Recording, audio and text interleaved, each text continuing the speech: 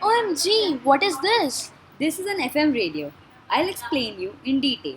Let us start with the block diagram of FM radio receiver. The signal passes through the antenna which is then received by an RF amplifier. It selects only the desired FM band and rejects the signal at other frequencies. This filtered signal is then passed to the RF amplifier. Transistors and resistors suffer from an inherent noise due to the transmission of charge through them. This noise can be broken down into several categories such as thermal, short, flicker, and burst. Because of these occurrences, the low noise amplifier should be designed to inject as little noise as possible into the input signal without compromising it. Next, it passes to the mixer. The IF amplifier stage provides even more gain to saturate the signal into a square wave. This is done to preserve the frequency but normalize the amplitude. This is good to remove noise as well as provide a good signal output. The demodulator is able to mix the incoming signal and it achieves a frequency to voltage conversion. After this, the signal is received by the speaker.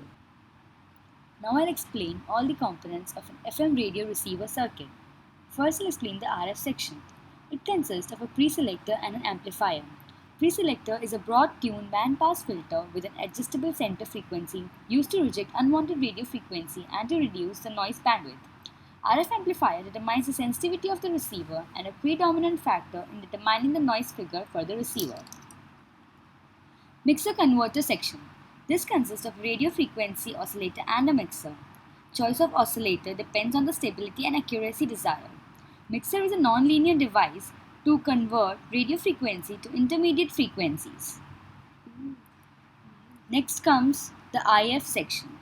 This consists of a series of IF amplifiers and band pass filters to achieve most of the receiver gain and selectivity.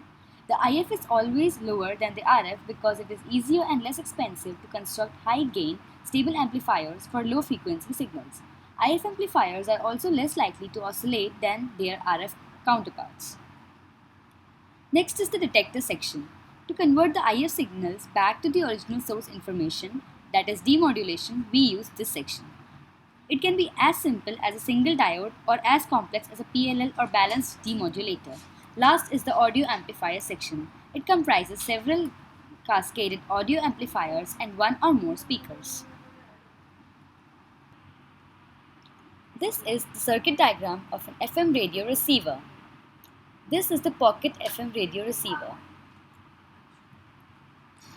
Now the question comes, how to tune the FM radio receiver circuit? The answer is selection of the station depends on the local oscillator.